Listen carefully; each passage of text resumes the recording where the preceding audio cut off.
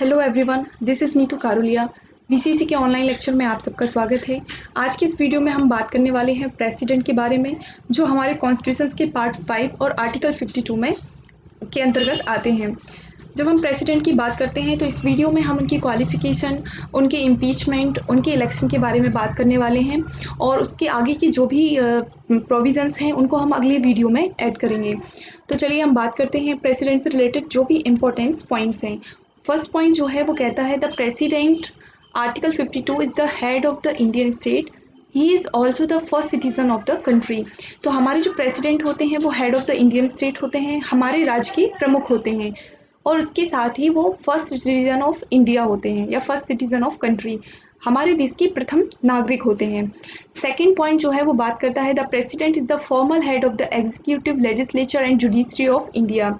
तो जो हमारे प्रेसिडेंट होते हैं वो हेड होते हैं एग्जीक्यूटिव के, लेजिस्लेचर के और जुडिशरी के, और दूसरे देशों से जो भी कार्य किए जाते हैं भारत के, वो राष्ट्रपति के नाम पर ही संपन्न किए जाते हैं। थर्ड पॉइंट जो है वो बात करता है president is also the commander in chief of the Indian armed forces. तो हमारे जो राष्ट्रपति हैं वो कमांडर इन चीफ होते हैं, मतलब हमारी तीनों सेनाओं के प्रमुख होते हैं, head of the armed forces होते हैं। नेक्स्ट जो है वो बात करता है क्वालिफिकेशन के बारे में। तो वो क्या योग्यताएं हैं जो राष्ट्रपति पद के उम्मीदवार व्यक्ति में होना चाहिए। तो देखिए, वो सिटीज़न ऑफ इंडिया होना चाहिए, भारत का नागरिक होना चाहिए।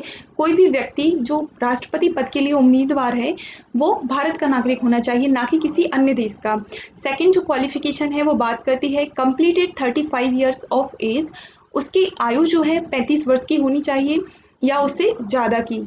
35 ईयर्स से कम की जो उम्र वाला व्यक्ति है वो राष्ट्रपति पद के लिए योग्य नहीं है। थर्ड जो क्वालिफिकेशन है वो बात करती है qualified for the election as a member of the Lok Sabha.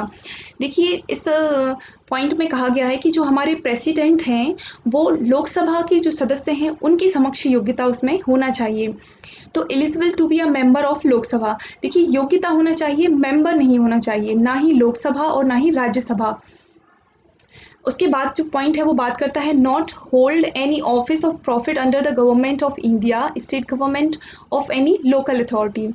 तो देखिए, not doing any other government job, वो लाभ के पद पर नहीं होना चाहिए जो भी हमारे प्रेसिडेंट पद के लिए उम्मीदवार है। लास्ट पॉइंट जो है वो बात करता है shall not be a member of either house of people और house of legislature of any state. तो मैंने आपको पहले भी बताया कि जो व्यक्ति होना चाहिए राष्ट्रपति पद के उम्मीदवार के लिए वो उसकी समक्ष योग्यताएं रखना चाहिए लोकसभा के सदस्य के समक्ष। लोकसभा का सदस्य नहीं होना चाहिए, ना ही लेजिस्लेचर ऑफ एनी स्टेट का। उसके आगे बात की गई है इलेक्शन के बारे में।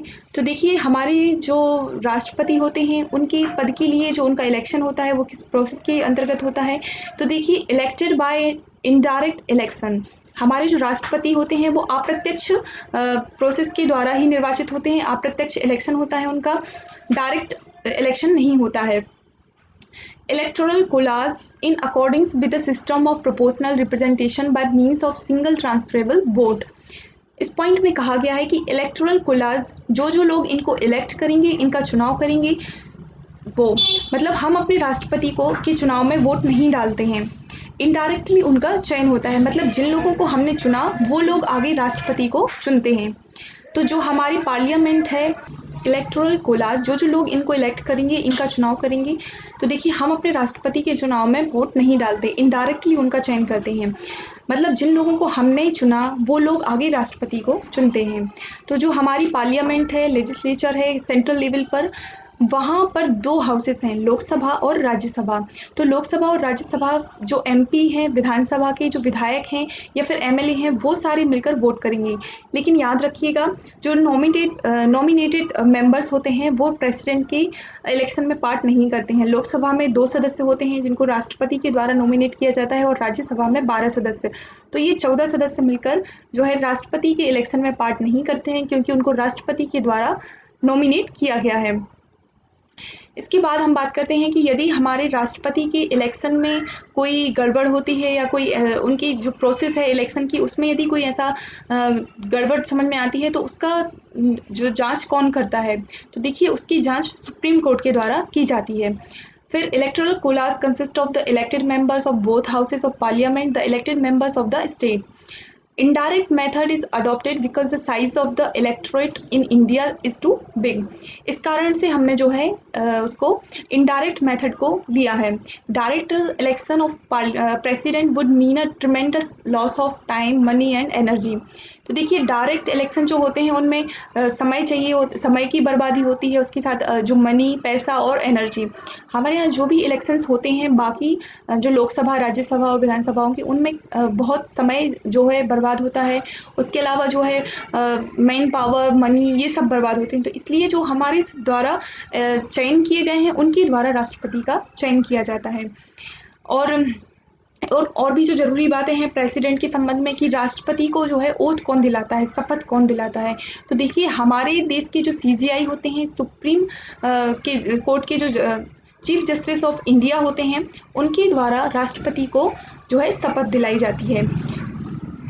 फिर हम बात करते हैं कि जो MLA MPs होते हैं जो राष्ट्रपति को वोट करते हैं, उनकी जो वोट का मूल्य कैसे निकाला जाता है. तो ये कुछ फॉर्मूलाज हैं जिनके द्वारा MP MLA की वोट का मूल्य निकाला जाता है. तो value of the vote of an MLA, तो टोटल पॉपुलेशन ऑफ स्टेट, राज्य की कुल जनसंख्या में total number of elected members of state legislative assembly से डिवाइड करने पर और इंटू 1/1000 से डिवाइड करने पर हमारी जो वैल्यू ऑफ MLA निकल आती है.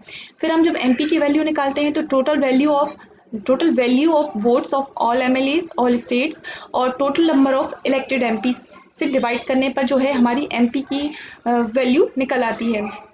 फिर इलेक्टोरल कोटा भी ऐसे ही निकलता है. तो ये कुछ फॉर्मूलाज हैं जिनको आप लोग याद करिएगा, इनके थ्रू जो है MP MLAs की वैल्यू निकल के आती है वोट की. अब हम बात करते हैं टेन्योर की. तो देखिए the normal term of office of the president is 5 years. जो टेन्योर होता है, कार्यकाल होता है प्रेसिडेंट का, वो 5 years का होता है. The office of the president में remain vacant in following condition. वो कौन सी कंडीशन है जिनके द्वारा प्रेसिडेंट का जो पद है वो वैकेंट रहता है. तो देखिए if the president resign addressing to the vice president of India, याद रखिएगा राष्ट्रपति जो होता है अपना इस्तीफा वाइस प्रेसिडेंट को देता है. तो यदि राष्ट्रपति अपना इस्तीफा वाइस प्रेसिडेंट को दे देता है तो उसका जो पद है वो वैकेंट माना जाएगा. सेकंड पॉइंट जो है वो कहता है due to the death of the president, यदि प्रेसिडेंट की डेथ हो जाती है तो भी राष्ट्रपति का पद रिक्त हो जाएगा. थर्ड पॉइंट जो है वो बात करता है by removal of the president through the process of impeachment.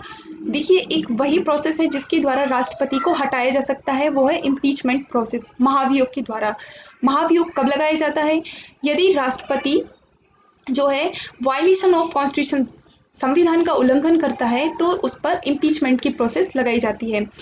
Impeachment की जब हम प्रोसेस लगाते हैं तो क्योंकि संविधान से ऊपर कुछ भी नहीं है, तो इस प्रोसेस के अंतर्गत क्या है कि हमारे जो हाउसेस हैं लोकसभा और राज्यसभा, तो किसी भी हाउस से ये प्रोसेस चालू कर दी जा सकती है. यदि राज्यसभा को लगता है कि प्रेसिडेंट के द्वारा हमारे संविधान का उल्लंघन किया गया है, तो राज्यसभा के द्वारा भी ये प्रोसेस स्टार्ट की जा सकती है.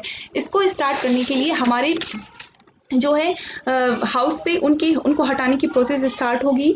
और लेकिन देखिए जो प्रोसेस है उसको स्टार्ट करने के लिए कम से कम 1/4 मेंबर जो है साइन करें, या 1/4 मेंबर की साइन होना चाहिए कि हाँ राष्ट्रपति ने ये जो है ऐसा उल्लंघन किया है. उसके बाद जो 2/3 मेंबर होते हैं वो उसको सही ठहराएं.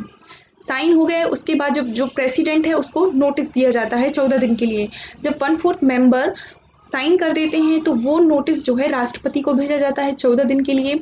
उसके बाद हमारे जो 2/3 मेंबर होते हैं उसको पास करेंगे, और यदि 2/3 मेंबर उसको पास कर देते हैं कि हाँ ये जो चार्जेस लगाए गए हैं सही हैं, तो वो जो प्रोसेस है वो दूसरे हाउस में जाती है. उस हाउस के मेंबर भी यदि उसको देखते हैं कि ये जो चार्जेस हैं सही हैं, इन्वेस्टिगेट करने के बाद, तो यदि उनको लगता है कि नहीं ये जो चार्जेस हैं वो गलत हैं, तो वो प्रेसिडेंट क्या होंगे, सेफ हो जाएंगे, उनको नहीं हटाया जाएगा. लेकिन यदि दूसरे हाउस में भी ऐसा इन्वेस्टिगेशन में मालूम होता है कि हाँ राष्ट्रपति के द्वारा संविधान का उल्लंघन किया गया है, तो राष्ट्रपति को हटा दिया जाएगा.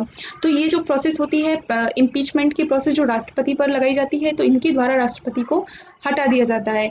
फिर if the office of the president is vacant owing to any of these reason the vice president acts as the president. तो यदि इन प्रोसेस के थ्रू प्रेसिडेंट को हटाया जाता है तो जो हमारे वाइस प्रेसिडेंट होते हैं वो एज अ प्रेसिडेंट काम करते हैं. और in case of vacancy an election for the president must held with in the 6 month of the vacancy. तो यदि राष्ट्रपति को हटा दिया जाता है और उपराष्ट्रपति उस पद पर कार्य कर रहे हैं तो उनका इलेक्शन जो है, अगला चुनाव जो है 6 मंथ के अंदर हो जाना चाहिए, 6 मंथ के अंतर्गत हो जाना चाहिए। तो इसके द्वारा जो है टेन्योर चलता है ये राष्ट्रपति का। और प्रेसिडेंट के चुनाव में देखिए उम्मीदवार कौन बन सकता है, तो देखिए जिसके नाम के 50 प्रस्तावक और 50 अनुमोदक होते हैं उस व्यक्ति को प्रेसिडेंट के लिए उम्मीदवार माना जाता है। जिस व्यक्ति के 50 प्रस्तावक हों और 50 उसके लिए अनुमोदक हों तो उनको प्रेसिडेंट माना जाता है। तो आज के वीडियो में हम इतना ही बात करने वाले हैं। इसके आगे की जो भी आर्टिकल्स हैं उनको हम अगले वीडियोस में लेकर आएंगे। तो आज के वीडियो में इतना ही। Thank you. यदि आपको वीडियो पसंद आया हो तो please like share and subscribe करें।